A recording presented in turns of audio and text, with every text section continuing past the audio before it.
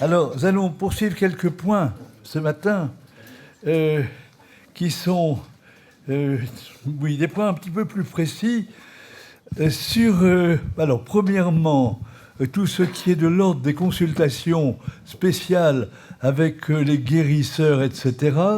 Deuxièmement, les démarches ésotériques, voilà, spéciales, et qu'est-ce qu'on fait en face de ça. Et puis, troisièmement, oui, encore quelque chose d'autre, enfin vous verrez. Allez, donc, on va s'occuper un peu, j'espère de façon constructive, avec beaucoup de confiance dans le Seigneur. Alors, premièrement, rapidement, vous voyez, beaucoup d'entre nous, d'entre vous, ce n'est pas mon cas à vrai dire, mais ont consulté, alors, guérisseurs, voyants, médiums, voilà. Et puis, il y a aussi des personnes qui ont des dons, ou qui ont eu des dons reçus de la grand-mère, d'un grand-oncle, que sais-je moi, des dons pour guérir les brûlures, pour remettre les foulures, pour restaurer, etc. Il y a des dons, là, préternaturels, comme on dit. Voilà. Alors, ça, j'examine ça quelques instants pour dire ceci. C'est que, d'une façon générale, quand même, la consultation des guérisseurs, des voyants, des médiums, ça ne vous rend pas libre. Ça rend plutôt un peu dépendant. Que de gens vont voir le guérisseur, alors ils sont soulagés de ce mal qu'ils avaient là, dans les côtes ici, là, et puis voilà, ça va mieux.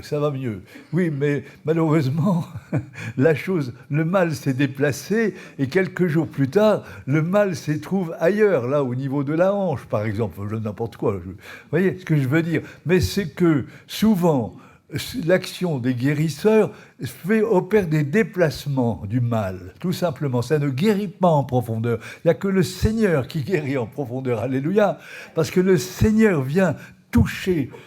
Le Seigneur nous rejoint par le cœur profond, l'esprit, puis il diffuse dans le psychisme, il diffuse dans le corps pour nous restaurer. Voilà, c'est une action du Seigneur, ça, vous voyez, mais par le cœur, par l'esprit, et ensuite ça descend dans le psychique et ça descend dans le spirit, dans le corporel. C'est comme ça le Seigneur.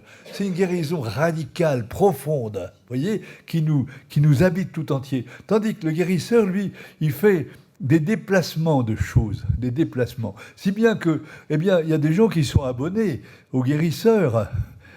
Nous, ce serait mieux d'être abonnés aux confesseurs. Enfin, voilà. Alors, donc, abonnés aux guérisseurs, et voilà. Et il faut tout le temps y revenir, quoi. Ça s'est déplacé ailleurs. Voilà. Et donc, ça devient un esclavage. On devient dépendant de ça. Et on fait confiance aux guérisseurs, mais on ne fait pas confiance au Seigneur, qui seul peut profondément guérir. Voilà, la consultation des médiums, des voyants qui vous disent des choses sur votre avenir, qui peuvent avoir des éléments de vérité, mais attention, souvent les gens sont un peu comme sous hypnose, et alors voilà, ils sont touchés par telle ou telle parole d'un voyant, surtout si c'est un voyant puissant, si c'est un médium puissant, et puis voilà, et puis ils sont conditionnés à faire ce que le voyant a dit. Bon, je ne vais pas raconter l'histoire de sœur Emmanuelle qui se trouve à Medjugorje maintenant, mais c'est ça, vous voyez, elle a été hypnotisée en quelque sorte par son voyant, et alors elle est revenue, quand elle est revenue à Paris, elle a quitté son fiancé, comme il avait dit, elle a été suicidaire, complètement suicidaire. Voilà, parce que ce que le voyant avait dit, c'était ça, et ça se réalisait, comme si elle était hypnotisée par ça. Et du coup, il a fallu vraiment une bonne prière de délivrance, que les jeunes ne connaissaient pas, ils ne connaissaient rien du tout, mais enfin ils ont dit, tiens, peut-être qu'on peut essayer. Et puis voilà, et cette fille a été délivrée. Donc vous voyez, consultation des voyants, des médiums, soit c'est tout faux, ça peut arriver, mais ça vous impressionne quand même, ça vous impressionne quelque part, ça vous tire de la douce dépendance de Dieu, de la douce dépendance en la providence du Seigneur, vous voyez. Et alors, après ça, vous êtes divisé intérieurement. Vous continuez à croire un petit peu au Seigneur, vous le priez, etc. Mais il y a des peurs qui viennent de ce qui a été dit par le voyant ou le médium, que sais-je encore. Voilà. Donc, voyez, tout ça, ça ne nous met pas en liberté. Notre liberté, c'est c'est de nous remettre à Dieu, hein, comme ça, là. Seigneur, ben, on te fait confiance, c'est tout, on te fait pleinement confiance, Seigneur. C'est le niveau premier de la foi, ça. La foi, confiance.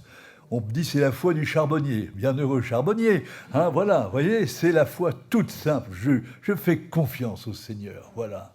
Voilà, moi j'ai appris ça de ma maman. Ma maman, elle faisait confiance au Seigneur. Et moi, c'est bien, c'est un beau cadeau qu'elle nous a fait. Voilà.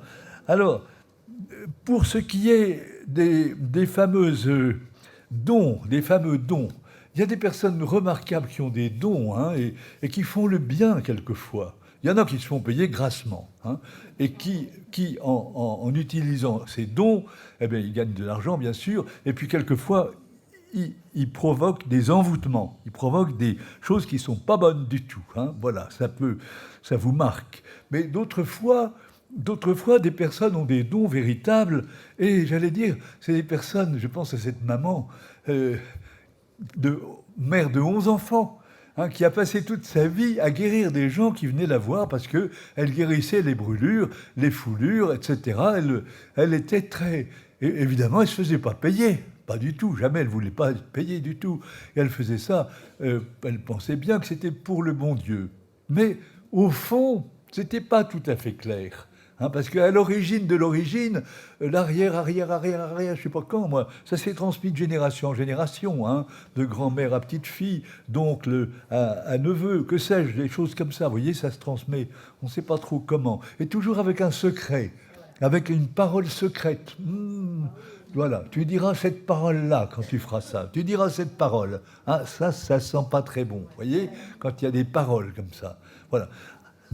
Alors, quoi qu'il en soit, parce que vous trouvez des gens de très bonne volonté qui vivent ça, eh bien, toujours, il faut leur dire, écoutez, ce don, si c'est de Dieu, ben, c'est de Dieu. Eh bien, si c'est de Dieu, vous demandez au Seigneur, vous dites, Seigneur, écoute, Seigneur, si c'est de toi, ben, c'est bien, tant mieux. Hein, mais si c'est pas de toi, tu me l'enlèves, Seigneur. Si c'est pas de toi, tu me l'enlèves. Donc voilà, il faut qu'il y ait une grande liberté, une grande disponibilité pour pas être attaché à son don comme à une petite idole pratiquement. Et cette idole, elle nous vient peut-être du malin. Il faut voir, hein, d'où ça vient originellement. Voilà, c'est pas très clair toujours. Donc, vous voyez, pas de position complètement tranchée, hein, pour dire immédiatement c'est le diable. Non, mais allez, cette personne-là, eh bien, voilà, elle était de bonne volonté, et puis elle a remis son don au Seigneur. Voilà. Quelquefois, le Seigneur l'enlève, quelquefois, il le laisse. Bon, ben, très bien, voilà, s'il le laisse. Mais voilà, il y a toujours un petit peu d'ambiguïté quand même. J'y reviendrai tout à l'heure. Donc voilà, remise des dons. Ça, je n'insiste pas plus là-dessus. Hein, on vous en a déjà parlé de toutes ces choses. Hein, guérisseurs, voyons, il y a énormément. Hein, les guérisseurs en France sont plus nombreux que les médecins. Ça, il faut le savoir quand même. Hein, et on les consulte énormément. On les consulte beaucoup. Bon, donc vous voyez ça. Alors, deuxièmement, les démarches ésotériques. Voilà. Oh là là, hein, pour chercher l'accomplissement du moi, pour chercher l'équilibre du moi. Voilà. Je dis moi, c'est moi. Bon, bah, très bien. Alors, donc l'accomplissement du moi, alors soit quelquefois tout simplement pour trouver l'apaisement, pour trouver la sérénité, pour sortir du stress. Je suis tellement stressé et j'ai vraiment besoin de vivre quelque chose qui m'apaise. Voilà. Et j'ai un neveu, moi, qui était hyper nerveux, ce garçon charmant, délicieux, et j'avais béni son mariage. Mais ce neveu était tellement nerveux, il y avait une mère tellement perfectionniste qu'il était hyper nerveux. Et alors, il a découvert le bouddhisme. Et pendant tout un temps, il est devenu bouddhiste. Voilà, il est devenu bouddhiste. Bon, eh ben, d'une certaine façon, ça l'a apaisé. Ça l'a apaisé. C'est vrai, il a trouvé des chemins d'apaisement. Bon, ben, pourquoi pas. Mais après ça, bon, eh bien, je crois qu'il retrouve le Seigneur petit à petit. Il retrouve Jésus en personne petit à petit. Bon, mais enfin, c'est pour dire que quelquefois, beaucoup de gens sont en recherche d'apaisement, de sérénité. Ou bien, alors, attention, plus dangereux peut-être, ils sont en recherche de dépassement d'eux-mêmes, au fond, d'expérience de sortie du corps, sortir du corps, voilà, se trouver au-dessus, là, hop, hop, hop, hop, voilà, au-dessus, ou bien expérience mystique, ou je ne sais pas s'il faut dire pseudo-mystique, mais voilà, où l'âme, quelque part, entre dans une espèce de nirvana. Enfin, vous savez, moi, je ne suis pas très, très compétent dans tout ça, mais je sais que ça existe beaucoup quand même, hein. Donc, je nomme simplement ici le yoga. Il y a peut-être un petit yoga élémentaire quelquefois, un petit yoga pour se déstresser, qui est, bon, je sais pas, ça peut être tout à fait innocent, même si ça met en route une logique qui n'est pas chrétienne. Mais enfin, bon, il y a des fois des gens, ils se trouvent avec ça, il faut un tout petit peu de yoga pour leur détente. Bon, c'est pas catastrophique, je dirais. Mais dès que vous entrez un peu plus dans la logique du yoga, que vous poursuivez des recherches pointues, là, vous entrez dans une logique qui n'est plus du tout chrétienne, qui est une logique un peu, quelque part, narcissique, voyez, du moi qui cherche son équilibre et son bien-être, et qui quelque part, ne voit plus le mystère du Dieu vivant, le mystère de la transcendance de Dieu, le mystère de la paternité de notre Père et de la présence de Jésus et du Saint-Esprit. Bon, voilà, la méditation transcendantale, avec des espèces de mantras qu'on vous donne, que vous répétez, pour arriver à une sorte de méditation qui n'a rien à voir avec la méditation chrétienne, voyez, voilà, mais qui vous donne le sentiment d'un apaisement, là aussi, d'une sortie de vous. Mais c'est pas une vraie sortie de soi, c'est une projection de soi un petit peu au-dessus de soi. Bon, voilà. Le Reiki est très dangereux. Hein, le père Verland a écrit un petit bouquin là-dessus, hein, qui était exposé l'autre jour, hier. Et alors, le Reiki, donc, c'est quelque chose qui est quand même extrêmement délicat, avec des stades. Il y a 3 stades, si je ne me trompe, d'après ce que j'ai pu lire ici et là. Et alors, le problème du Reiki, entre autres choses, c'est que on vous dit on va faire l'ouverture des chakras. Ah bon, alors les chakras, c'est des espèces de points, semble-t-il, de sensibilité qui se trouvent le long du corps, hein. Et puis voilà, on ouvre les chakras, c'est des espèces de points où vous êtes ouvert à une sensibilité plus grande. Vous devenez capable de recevoir des énergies et de les émettre. Voilà, on ouvre les chakras. C'est, je crois, quelque chose qui vous entraîne à devenir un peu médium, c'est-à-dire à recevoir, à capter, à émettre. Bon, c'est de l'ordre de la sensibilité qui n'est pas spirituelle, qui est une sensibilité psychique, vous voyez, qui est hyper développée. Et du coup, j'allais dire, l'intelligence et la volonté, les facultés proprement intellectuelles de l'homme restent en retrait. On vous ouvre le chakra, ici, au niveau du centre de la poitrine. Ce n'est pas le cœur, hein, ça n'a rien à voir avec le cœur. Le cœur, c'est autre chose. Le cœur, c'est le palpitant, ce qui doit être palpitant d'amour, quelque part, pour nous. Hein. Le chakra central, là, c'est tout à fait autre chose, hein, et qui vous rend aussi perméable à toutes sortes de choses, et vous percevez des choses que vous ne perceviez pas auparavant, vous avez une sensibilité plus grande, vous êtes devenu un peu médiumnique.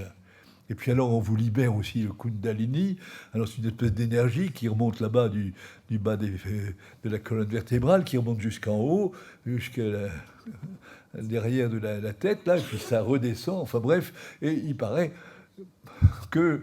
Moi, ce que je sais, vous savez pas grand-chose, j'ai regardé Internet là-dessus, bon, bref, bon, mais je connais rien.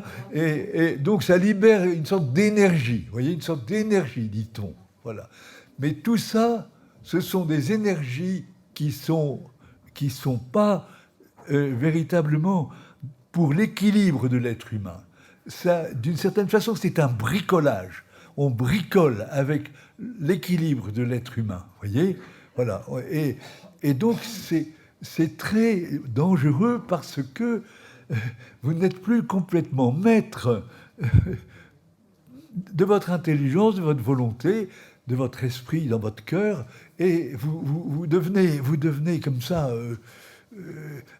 sujet à toutes sortes de de sensibilité excessive.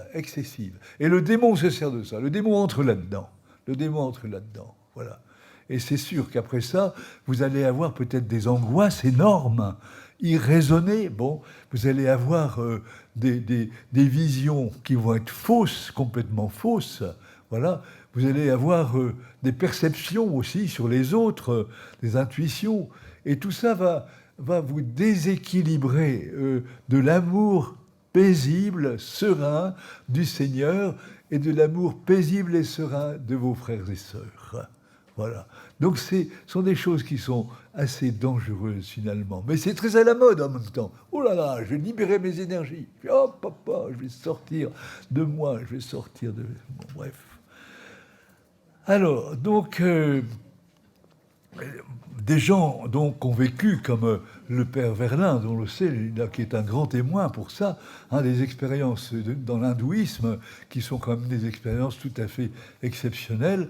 Et après ça, et qui sont sortis du corps, qui ont fait toutes sortes de choses, de transmigration et tout ce qu'on veut. Et puis après ça, pour se remettre, pour retrouver la douce présence de notre Père du ciel et l'amour de Jésus, c'est un long combat. C'est un long combat parce qu'il y a beaucoup d'illusions. Tout ça est un monde illusoire. Tu vas trouver ta vérité, tu vas trouver ton accomplissement, tu vas arriver à ton accomplissement.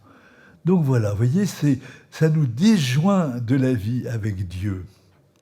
Voilà. Alors ceci, le danger, c'est que ça va être quelquefois dans les soins, que certains soins d'hypnose ou certains soins de sophrologie, par exemple, ou certains soins quelquefois quand on vous fait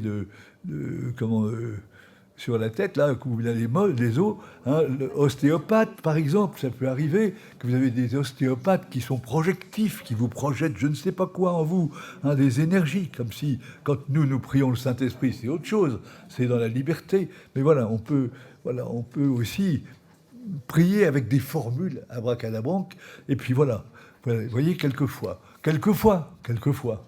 Alors, parce qu'il y a une hypnose très douce qui peut-être peut être relaxante, c'est possible, ça les médecins savent, mais l'hypnose de soi, c'est quand même, ou certaines sophrologies, c'est une manière quand même de dépasser l'ordre de la conscience de soi et de la douce présence à Dieu et aux autres, vous voyez, on entre dans un état un petit peu hypnotique, voilà. Et quand vous êtes vraiment sous hypnose, on peut vous donner des paroles, on peut vous donner des ordres, on peut vous donner des suggestions, et le démon ne s'en prive pas, qui vous fait faire, après, au réveil, des choses complètement aberrantes. Donc voilà, il faut être très très prudent avec ces affaires-là. Il ne faut pas non plus avoir peur, on n'est pas dans la peur, mais on est dans la sagesse. On est dans la sagesse du Seigneur, vous voyez, paisiblement dans la sagesse, oui, voilà. Pour dire, si jamais on vous dit peut-être qu'un peu d'hypnose vous ferait du bien, il faut savoir de quoi il parle, le monsieur qui vous dit ça, le médecin qui vous dit ça. Il faut bien vérifier les choses, Il faut bien vérifier, voilà. Et pour sophrologie, c'est pareil. Et vous voyez, tout ceci vous met dans des fausses transcendances, dans des fausses transcendances. Voilà. Et c'est des transcendances fermées sur soi. On va regarder encore le premier schéma existentiel. Ce sera bien de le mettre là, à nouveau. Voilà. Parce que le démon qui est le singe de Dieu, n'oubliez pas que c'est le singe de Dieu, à travers un certain nombre de techniques, eh bien, il est capable de mimer, comment dirais-je, l'élévation de l'âme. Vous voyez, la zone supérieure, mon frère va la trouver bientôt, enfin vous la connaissez, toute voilà, la zone supérieure qui monte là, le démon va la mimer, si je puis dire, va la singer, en vous faisant croire que vous entrez dans une véritable transcendance. Mais c'est faux. Ce n'est pas une transcendance habitée par le mystère du Père, du Fils et de l'Esprit, par la présence du ciel. C'est une transcendance c'est une transcendance complètement enfermée quelque part, sur des énergies qui sont des énergies simplement psychiques, mais projetées au-dessus. Le démon, là, est très intelligent quand même. C'est le singe de Dieu. C'est le singe de Dieu, vous voyez. Et il peut essayer de mimer à certains moments les expériences spirituelles authentiques. Alors, si nous reprenons ça quelques instants quand même, nous voyons bien que le Seigneur permet, lui, quand le Seigneur agit, c'est le Seigneur qui vient descendre dans les profondeurs, qui vient nous aider à nettoyer un petit peu nos bas-fonds, quelque part, voilà, qui vient purifier tout ça, le Seigneur. Et c'est la grâce du grand Shabbat que je vous ai dit, la grâce du Shabbat. Et tout ça, ça se purifie peu à peu, tant et si bien, si vous voulez, que, eh bien, on est happé par le haut. Nous sommes faits pour être happés par le haut, mais happé par le haut, ça veut dire pour recevoir les énergies divines, vous voyez. Et là, les énergies divines, ça veut dire le Père, le Fils et l'Esprit Saint. C'est le spirituel. Et la foi, l'espérance, la charité, en Dieu, voilà, sont intensifiées. Voilà. Donc, vous voyez, le démon peut se servir comme ça de certaines choses qui se disent, et au niveau du moi, pour aller mimer la grâce. Voilà. Et les gens peuvent se laisser tromper.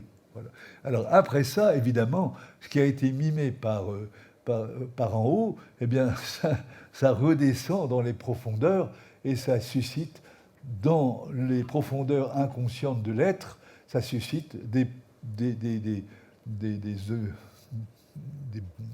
comment dirais-je, oui, des entités, quoi, ou des personnalités déformées, des personnalités secondes. Voilà. Bon. Alors, en face de tout ça, qui ne nous fait pas peur, nous sommes là avec Jésus, et dans la paix de Jésus, dans l'équilibre souverain de Jésus. Jésus, c'est le plus beau des enfants des hommes. Alléluia.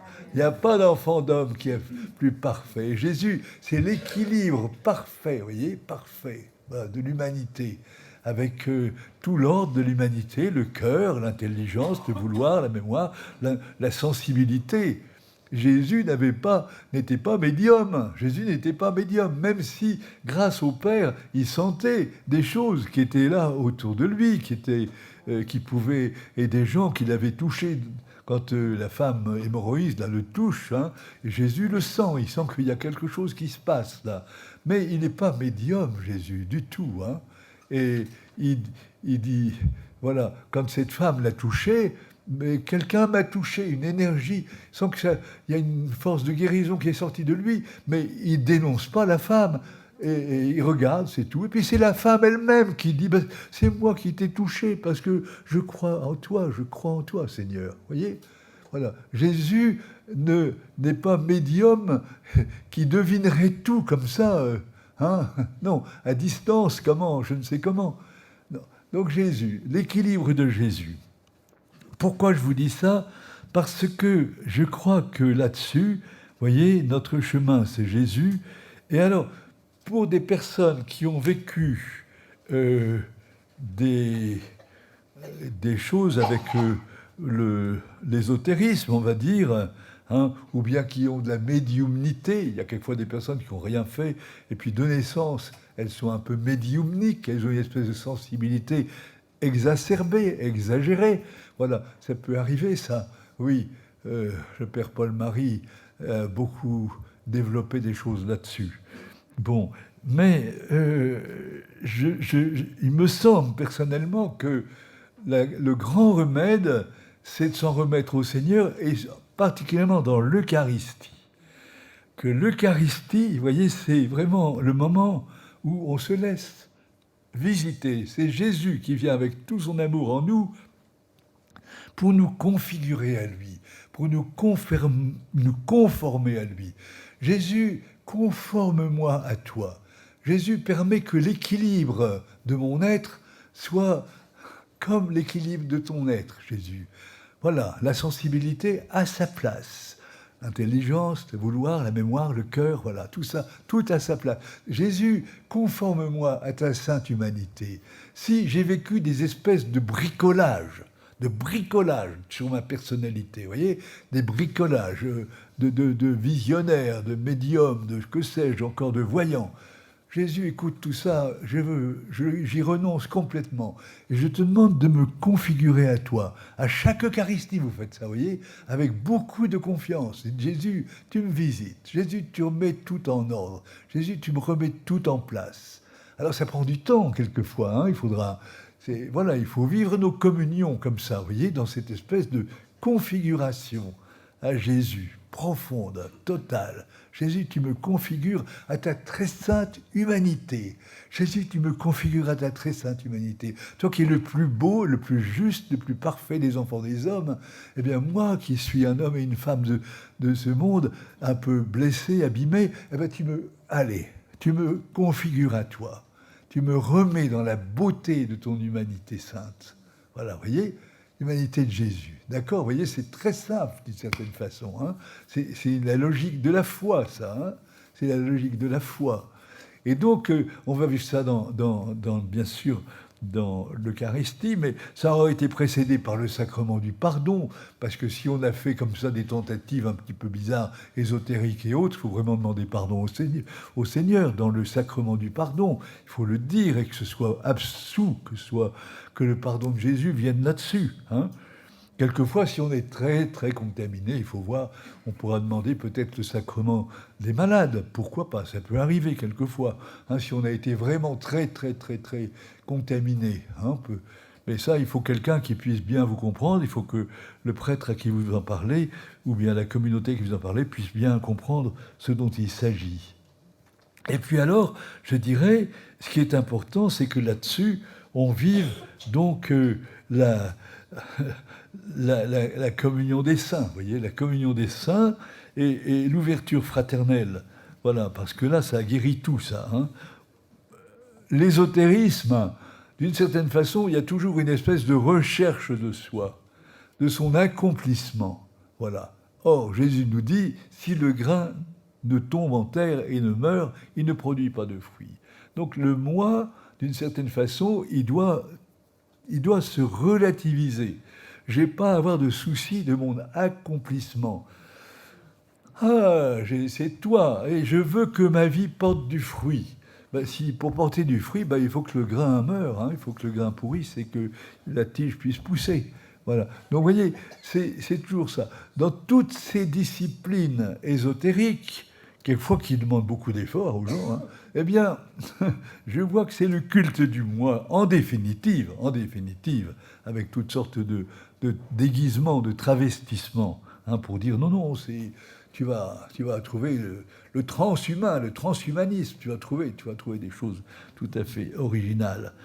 Alors pour nous, vous voyez, dans notre vie chrétienne, je pense que, comment dirais-je, bien sûr Jésus, Marie, l'Eucharistie, les sacrements, la communion des saints, évidemment, hein, nos amis, nous avons tellement d'amis là qui peuvent nous guider et nous aider, et puis l'ouverture fraternelle aux petits et aux pauvres. Voilà, ça c'est la voie du salut, hein, être ouvert aux petits, être ouvert aux pauvres. Celle-là, il n'y a pas à se tromper. Hein. Et notre pape François nous le dit et nous le redit. La vie chrétienne, allez, ça se fait comme ça, dans l'amour fraternel, un amour fraternel avec les petits et les pauvres. Hein. Voilà. Donc, bien sûr, malgré tout, sur le schéma là au milieu, quelquefois, le moi, quand même, a besoin de quelques soins. Hein. Je ne veux pas dire qu'il ne faut pas consulter quelquefois tel ou tel psychologue.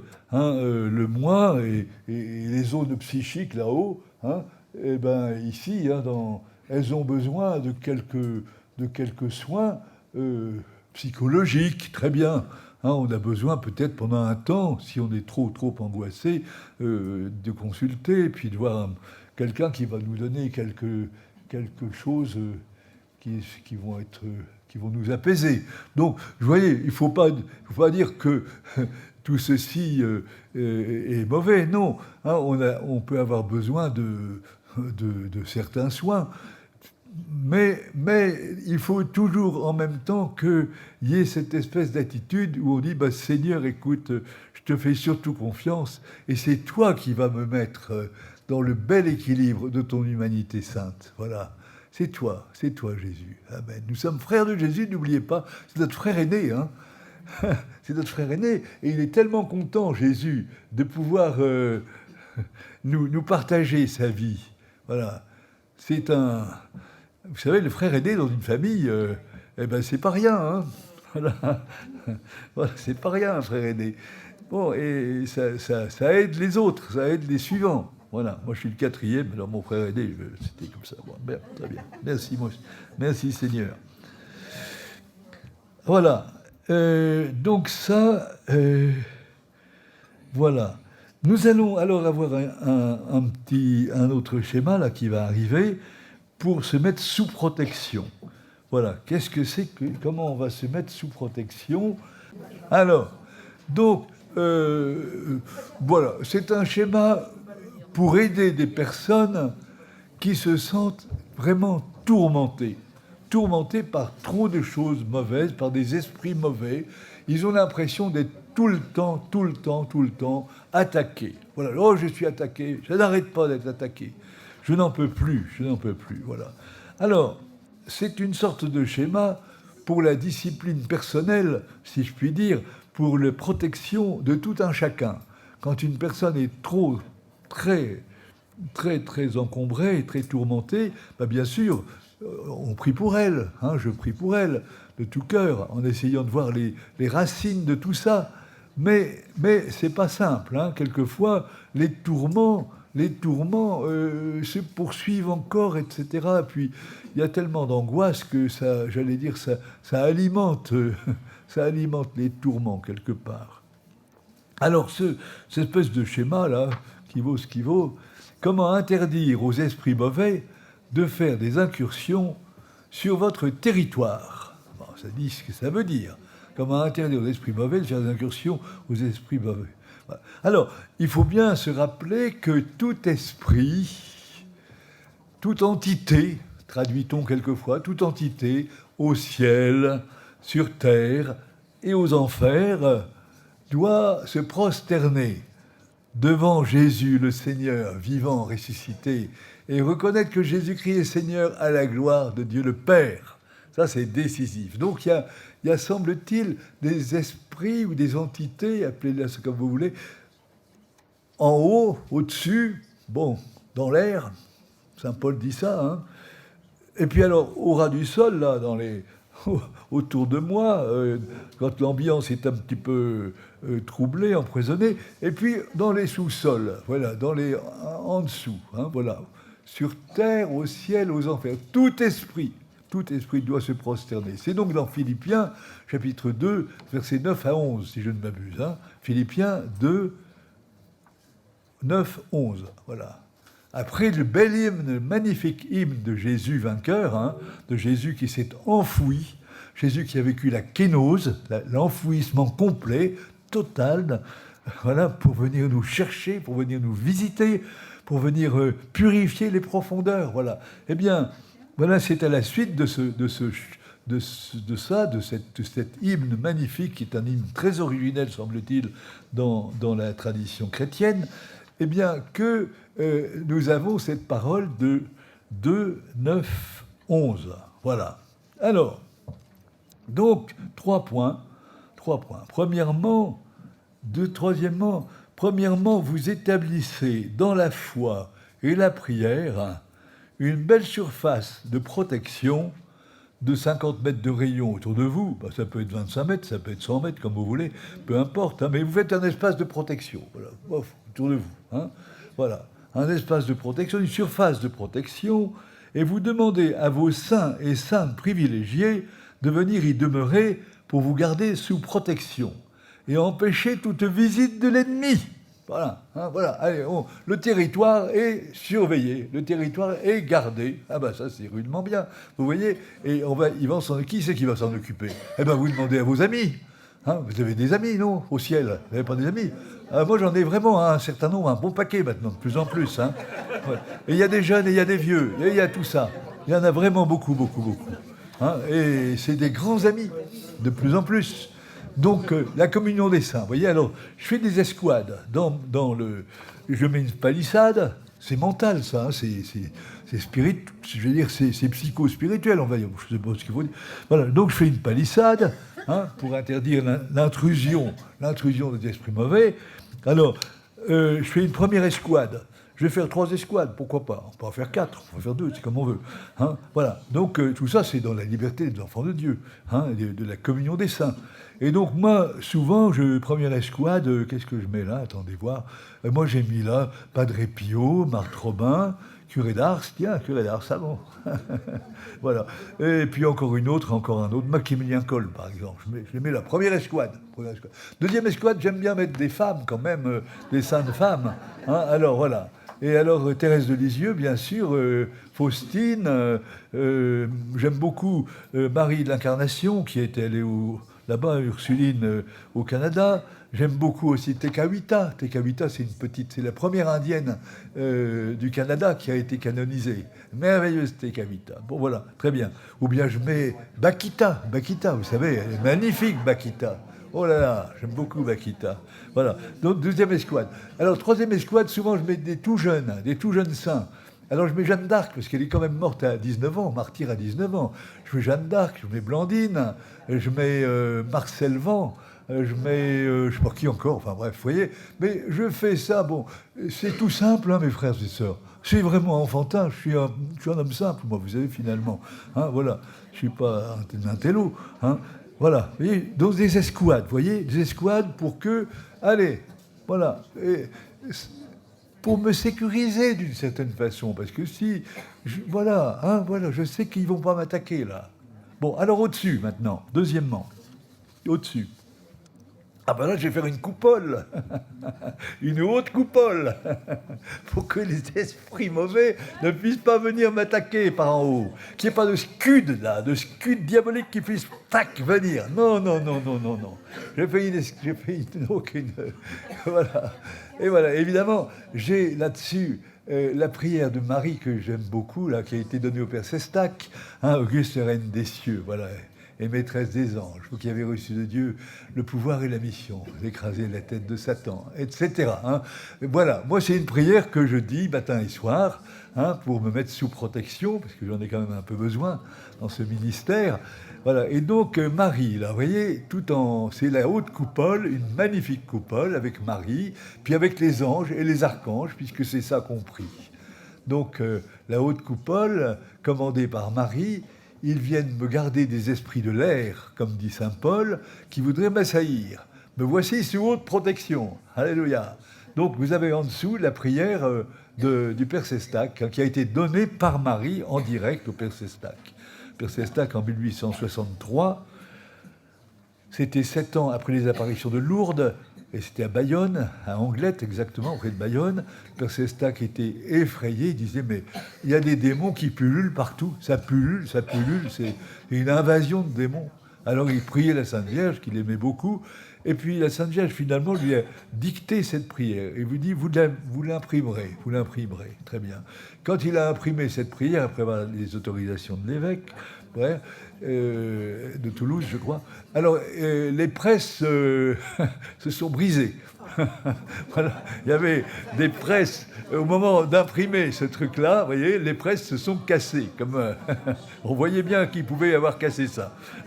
Enfin, on a recommencé, et puis elles se sont imprimées, là. Donc voilà, Auguste et Reine des cieux, vous voyez, c'est très beau, ça. C'est tout simple. Et Marie, quelque part, Marie, en tant qu'elle est la mère de Dieu, mais dans son humanité sainte, Marie, comment dirais-je, a cette mission parce que Dieu veut que la victoire sur le démon, ça passe vraiment par notre humanité. Marie, en face des prétentions du démon, il dit, c'est une petite femme toute simple qui va te vaincre. C'est elle qui va t'écraser la tête. Voilà. Notre Dieu veut valoriser sa créature. Il veut valoriser sa bien-aimée, la maman de Jésus. Voilà. Il veut la valoriser. C'est elle qui reçoit une mission toute spéciale pour écraser la tête du démon, voilà, de Satan. Voilà. Donc, envoyez les légions célestes pour que sous vos ordres, elles poursuivent les démons, les combattent partout, répriment leur audace, parce qu'ils sont, Dieu sait qu'ils sont audacieux, les refoulent dans l'abîme. Quis ut Deus, qui est comme Dieu. Ô bonne et tendre. Alors tout à coup, vous voyez, c'est plus seulement maman très haute, Auguste Reine des cieux. Auguste Reine des cieux, c'est un peu solennel, hein. C'est un peu 19e siècle aussi. Et puis, ô bonne et tendre mère. On arrive à la tendresse. Ô bonne et tendre mère, vous serez toujours notre amour et notre espérance. Ben oui, notre amour et notre espérance. C'est-à-dire notre amour aujourd'hui, notre espérance pour demain, pour tout notre avenir. Notre avenir, voilà. Ô divine mère, envoyez les saints anges pour me défendre. Et là, c'est plus nous, c'est moi en personne. Divine mère, envoyez les saints anges pour me défendre et pousser loin de moi le cruel ennemi. Saints anges et archanges, défendez-nous, gardez-nous. Amen. Voilà. Alors ça, c'est le deuxième niveau, hein. Alors le troisièmement, on va en bas, en dessous. Voilà. Troisièmement, je prie Jésus qui est descendu au plus bas. La kénose du Seigneur, hein, au plus bas, dans les lieux de l'enfermement et des liens enchevêtrés, pour y poursuivre autant qu'il en ait besoin son ministère de libération. C'est l'aujourd'hui du grand Shabbat, de la descente aux enfers. Voilà, soyez pleinement sûrs de lui. Démons repoussés, âmes captives libérées vers le ciel et vers l'enfer. Voilà. Alors, très bien. Je vois que sûr est marqué au féminin, mais c'est aussi masculin, hein. Voyez, soyez pleinement sûr, ça peut être masculin. C'est pas réservé aux femmes, hein. Voilà. D'accord. Soyez pleinement sûr. Voilà. D'accord. Bon, c'est un petit détail. De même que descente, c'est DES. Bon, il y a une petite faute là. Très bien. Donc vous voyez dans le schéma, Jésus victorieux descend aux enfers. À la fois, son action, c'est toujours de repousser les esprits mauvais en dessous, au plus profond de l'enfer, si j'ose dire. Et puis voilà, des âmes captives, libérées, et qui sont entraînées avec lui dans son ascension et sa résurrection. Voilà. Bon, alors ça peut servir, hein. Voilà, ça peut aider beaucoup de gens tourmentés, hein, qui n'arrivent pas. Et voilà, pour les apaiser, pour qu'ils puissent vraiment, voilà, se sentir sous protection. C'est très important, vous voyez. Soyons un monde chrétien où il n'y a plus de peur. Voilà, il n'y a plus de peur, vous voyez. Voilà, allez, le Seigneur est vainqueur. Et nous exerçons cette victoire du Christ. Nous l'exerçons, voilà. Alors, je vais terminer avec quelque chose d'un petit peu délicat, mais je vais le dire. Voilà. Alors, dans mon ministère, il y a souvent quand même des affaires de maisons habitées, vous voyez, de bruit nocturne, hein, voilà. Je pense que cette femme-là, toutes les nuits, à 3 heures du matin, ça frappe à la porte, toc, toc, toc, toc. Il n'y a pas à se tromper, parce que quand sa fille vient, elle l'entend aussi, hein. Et ça frappe, une autre fois, c'est frappé derrière l'armoire, là, bon, bref, voilà, tout ça. Donc il y a des choses comme ça. Hein, il y a des présences. Alors, ce qui m'a le plus frappé, c'est quand même que dans cette ferme-là, et où il y avait les enfants, les enfants logeaient à l'étage, dans une chambre un peu mansardée, et les parents étaient en bas, la chambre des parents était en bas. Bon, voilà. Et alors, pour le petit qui avait 2 ans, 3 ans, c'était intenable. Il criait toujours le soir. Et quand il criait le soir, souvent, il était là et puis il regardait dans le coin de sa chambre du haut, là, le coin là-haut, il y avait comme s'il y avait quelque chose qui le regardait, qui le fixait. Ah bon, je ne savais pas quoi. Et il pleurait le pauvre gamin, inconsolable. Et si on amenait le chien aboyait aussi. Le chien aboyait. C'est quand même curieux tout ça. Bon, moi c'est tout, hein, j'ai bien vu ce que... Alors, et alors les parents, évidemment, leur solution c'était d'emmener le gamin dans leur chambre. Hein, c'est très bien. Mais quand même, ça les tourmentait cette affaire-là. Et ce que je vous dis là, moi je l'ai vécu X fois, des espèces de choses comme ça, de présence nocturne, vous voyez, bizarre, vraiment. Hein. Alors, là-dessus, généralement, une bénédiction de la maison, voilà. Et puis on met du sel, on met de l'eau bénite, on y va. voilà, bénédiction de la maison, consécration de la maison éventuellement, au cœur de Jésus. Parce que souvent dans ces maisons-là, vous vous dites, tiens, mais il y a un Bouddha, il y a je ne sais pas quoi, il y a d'autres choses, mais il n'y a pas de Jésus, il n'y a pas de Marie. Quelquefois une petite Vierge de Lourdes quand même, ça peut arriver, enfin bon, c'est pas beaucoup quand même. Voilà. Alors, voilà, donc on peut faire ça, mais quelquefois, vraiment, on voit que ça ne suffit pas, et il faut vraiment l'Eucharistie. Alors, l'Eucharistie qu'on dit que je disais, moi, dans notre chapelle, c'était à Pau à ce moment-là, et puis, ou bien alors l'Eucharistie à la maison, dans cette maison-là, vous voyez, pour dire à Jésus, écoute Jésus, il y a certainement des âmes tourmentées, des êtres tourmentés qui n'ont pas accès quand même à la grande lumière du ciel encore et qui appellent au secours. Bon, voilà. Alors, Seigneur, écoute, viens leur permettre d'être purifiés et d'être emmenés vers les lieux célestes. Voilà. Bon.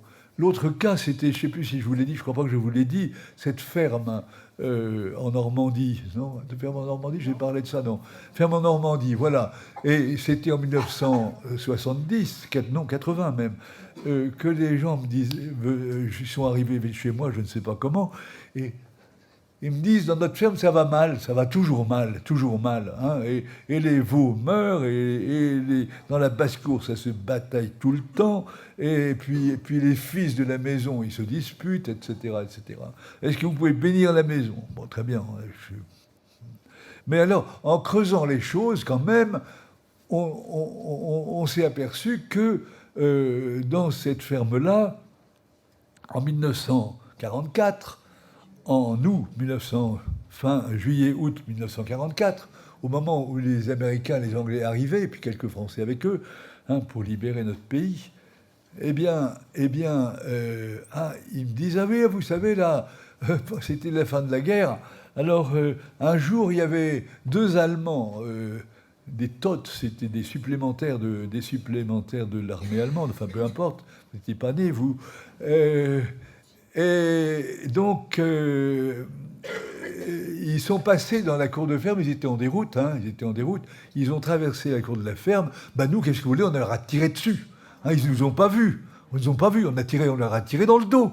Hein, stock. Et illico presto, on les a foutus dans le puits, au fond du puits, sans rien. Voilà. Ah bon. Eh bien voilà, si vous voulez, c'était absolument... indispensable, vous voyez. Il y a quelque chose là, il y a un mystère, vous voyez, qui fait que ces êtres-là sont morts dans le déni, dans le refus, dans le rejet, vous voyez, dans la haine humaine, vous voyez. Il y a un contentieux énorme, voilà. Et donc il faut absolument à la fois demander pardon au Seigneur, parce que c'était un acte ignoble de leur tirer dans le dos comme ça, c'était épouvantable, hein, c'était inadmissible. Bon, et puis ensuite, voilà, leur demander pardon à eux, parce que vraisemblablement, c'est des âmes errantes, c'est des âmes qui ne peuvent pas être saisies par le mystère de l'amour. Le démon les retient en otage.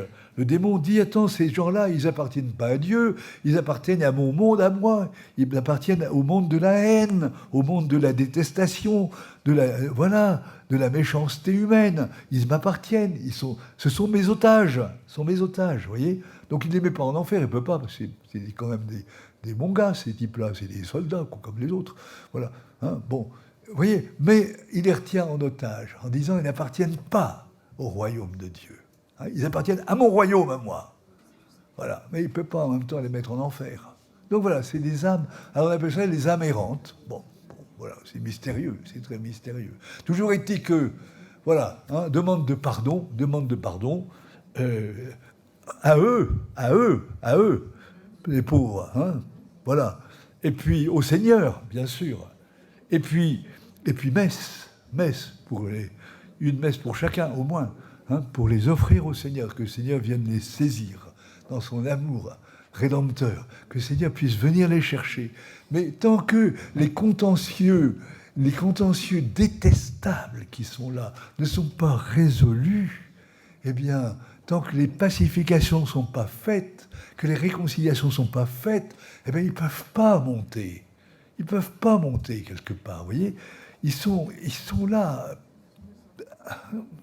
Voilà. Il faut prier pour eux, pour qu'ils puissent monter. Voilà.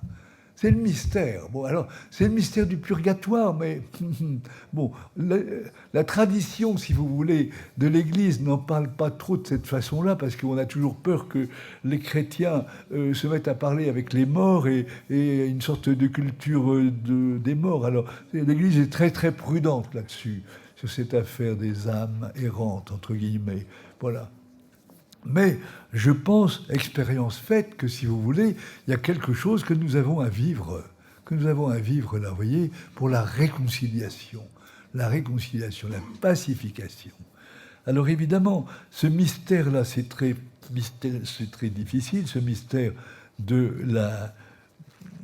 la pacification. Donc, saint Paul nous dit ceci dans 1 Corinthiens, chapitre 3, verset 11, « De fondement, en effet, nul ne peut en poser d'autre que celui qui s'y trouve, c'est-à-dire Jésus-Christ.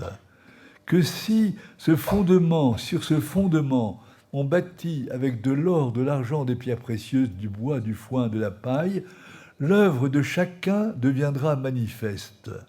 Le jour, en effet, le jour du Seigneur, la fera connaître. Car il doit se révéler dans le feu. Et c'est ce feu qui éprouvera la qualité de l'œuvre de chacun.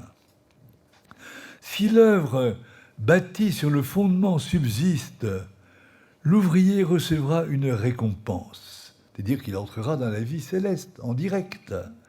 Si son œuvre est consumée, si son œuvre est consumée, parce que c'était du foin, c'était de la paille, c'était toutes sortes de bricolage, si son œuvre est consumée, il en subira la perte. Quant à lui, il sera sauvé, mais comme à travers le feu. Voyez ? Voilà. Quant à lui, il sera sauvé, mais comme à travers le feu. Puis il y aura une purification qui sera faite, une purification de tout ce qui est trop, voilà, qui n'est pas de Dieu, quoi, qui n'est pas de Dieu, qui reste égoïste, qui reste quelquefois haineux. Voilà. C'est ça, nous n'entrons dans le royaume de Dieu que dans l'amour, c'est le royaume de l'amour, vous voyez. Et si nous sommes complètement contaminés, mais malgré nous, j'allais dire, nous ne sommes pas forcément possédés et démoniaques, mais nous sommes très, très mélangés. Nous avons besoin de purification. Nous avons besoin, comme disait Sainte Catherine de Gênes, nous avons besoin des fiançailles de l'âme. Le purgatoire, c'est les fiançailles de l'âme. Et pour certains, ça se passe très bien. L'âme désire Dieu de plus en plus. Parce que, voilà. Et au bout d'un certain temps, elle peut monter dans les lieux célestes. Catherine de Gênes a très belle chose là-dessus. Mais d'autres sont tellement grevés, vous voyez. Des gens qui sont suicidés, par exemple, et qui, je dirais, au-delà de leur mort, ils sentent qu'ils ont mal fait, ils ont refusé la vie et ils ont fait beaucoup de mal à toute leur famille qui ne s'est jamais consolée de leur départ. Eh bien, voilà. Et quelquefois, ces êtres-là, on sent qu'ils ont besoin, vous voyez, de la réconciliation. On a besoin qu'on prie pour eux. Ils ont besoin qu'on les aime. Et ils ont besoin qu'on leur dise, voilà, on veut que vous soyez apaisés. Voilà. Et puis qu'ils puissent être offerts au Seigneur. Que Jésus puisse venir les chercher, vraiment. Que Jésus puisse venir les chercher. Voilà. Donc, c'est ce mystère qui est très délicat. Et voilà, encore il n'y a pas longtemps, je voyais une maison qui était habitée, vraiment habitée, bruit nocturne, etc., spécialement dans une chambre où la maman était décédée, maman de 11 enfants, qui avait eu des dons, je vous ai dit tout à l'heure, là, cette personne-là, c'est la même personne, voilà. Bon, brièvement, cette maman-là, très généreuse, hein, qui avait guéri beaucoup de gens, bon, avec la droiture de son cœur, hein, telle qu'elle était. Mais alors, visiblement, il y avait quelque chose dans cette maison. Alors, en creusant un petit peu les choses, on a vu que cette maman-là avait eu son fils aîné qui était décédé à l'âge de 17 ans. Elle était inconsolable, la chère maman. C'est normal, hein, c'est très difficile, le deuil d'un grand-fils. Et alors, du coup, elle a eu son 11e, quelques mois après, son 11e enfant, elle l'a eu, voilà, un petit, qui est né là. Alors, évidemment, ce petit enfant-là, elle l'a aimé énormément, avec...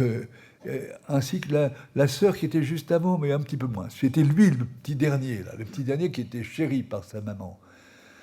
Bon, ce petit dernier, il s'est trouvé qu'il avait des tendances homosexuelles. Je crois qu'on peut dire quand même que quelquefois, si vous voulez, le lien trop fort à la maman peut aussi susciter ces choses-là. Hein, voilà, voilà, il y a une sorte de réalité. Et ce garçon-là, qui a mené une vie pas tellement correcte, hein, et qui cependant était toujours pardonné par sa maman, accueilli par sa maman, cajolé par sa maman, d'une certaine façon. Bon, voilà, la maman avait un cœur énorme pour elle, pour lui. Et voilà, et puis lui, il est mort là, il avait 35 ans, il a eu un accident un peu suicidaire, semble-t-il, voilà, et puis il est mort. Et la maman, inconsolable, et puis la maman a fini par mourir 2 ans après, si je ne me trompe, le papa était déjà mort, et voilà. Et donc il a fallu toute une prière, là, qui a été guidée par le Seigneur, hein, on est inspiré dans ces affaires-là, voilà. Et il a fallu une prière où il fallait premièrement couper le lien. Il fallait couper le lien entre la maman et le fils qui était décédé. Mais la maman était morte, et les fils aussi. Hein. Mais il ne s'est fait rien. Il fallait couper le lien affectif qui était invisible, mais qui était réel. Il fallait que le garçon puisse s'en aller vers les lieux célestes. Parce que visiblement, il n'y était pas. Hein. Il était mal mort. Bon. Et voilà. Et donc, on a prié pour lui. Il y a eu une messe pour lui, etc.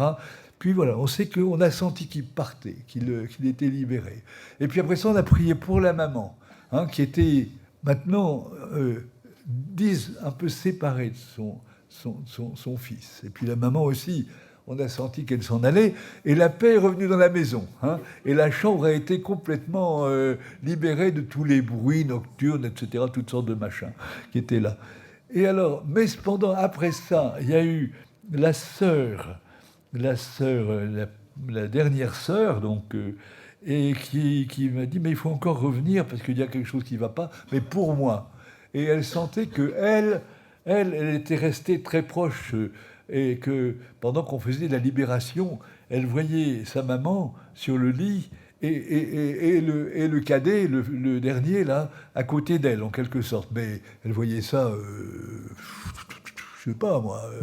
c'était pas des êtres physiques réels, c'était des espèces d'ombres, quoi, voilà. Et donc, elle était restée attachée à eux deux, et qu'il fallait, elle aussi, qu'elle soit libérée de ce lien avec eux. Vous voyez, tout ça, c'est un petit peu complexe, hein, je m'excuse de vous parler de tout ça, mais en même temps, je pense que c'est important de se dire, allez, Seigneur, c'est toi qui nous libère de nos mauvaises appartenances, hein, de nos contentieux. Voilà. Je crois que la maman, dans sa pratique de ses dons, quelque part, il y avait quelque chose qui n'était pas tout à fait clair. Elle n'était pas consciente de ça, je crois, mais qu'il y avait quelque chose qui n'était pas tout à fait clair, et qu'il y avait, à l'origine de son don, il y avait quelque chose qui était, du coup, un petit peu possessif, un petit peu projectif, si vous voulez. Elle faisait des impositions de main, tout ça, c'était un tout petit peu projectif, c'était avec le Seigneur, mais c'était quand même elle, enfin, c'était ambigu, quoi. Il y avait de l'ambiguïté. Voilà. Bon, alors vous voyez, excusez-moi de tous ces détails, hein, mais nous voyons qu'il y a des clarifications, quelquefois, qui doivent être faites post-mortem, hein, après la mort, quoi. Hein, parce que pour que nous soyons limpides pour pouvoir aller vers le Seigneur. Voilà. Hein, et nous sommes sauvés par le Seigneur. Alors, nous demandons au Seigneur de nous purifier, vraiment tous. Et nous sommes souvent, il y a eu autour de nous des morts qui n'étaient pas belles, il y a eu des suicides, il y a eu des guerres, il y a eu des meurtres, il y a eu toutes sortes de choses. Et voilà, il faut prier pour ça. Je me souviens toujours de cette maison aussi, cette maison dans le nord de la France, là, qui appartenait à une banque. Alors c'était le gérant de la banque venait avec sa famille, puis il y avait des successeurs après, ça se succédait, quoi. Tous les gérants de la banque successifs ont habité cette grande maison, qui était très belle. Et alors, mais quand on m'a parlé de ça, dans le sous-sol de la maison, il y avait un endroit où on frémissait, on avait des terreurs immenses, voilà. Et alors, en creusant un peu, on s'est aperçu qu'un des précédents gérants de la maison était certainement en formation de haut niveau et qu'il y avait eu là en bas, il y avait eu des messes noires. Peut-être même qu'il y avait eu sacrifice d'enfants. C'est possible quelquefois, vous voyez. C'est terrible ça. Et là, qu'il fallait vraiment prier très fort pour la libération de cette maison. Voilà, que le Seigneur vienne la bénir. On n'a pas pu y aller parce qu'elle était occupée à ce moment-là, mais on a béni la famille qui avait été là par après et qui était contaminée, avec une jeune fille en particulier là qui est entrée dans les foyers de charité par la suite. Bon, voilà. Et donc, vous voyez, des espèces de choses où le démon a eu des emprises quelque part. Voilà. Et il faut... on prie, mais avec confiance. Hein. Jésus fait des belles choses. Jésus fait des belles choses. Voilà. Merci Jésus de tout ça. Moi, je crois que j'ai fini mon petit tour d'horizon. Hein.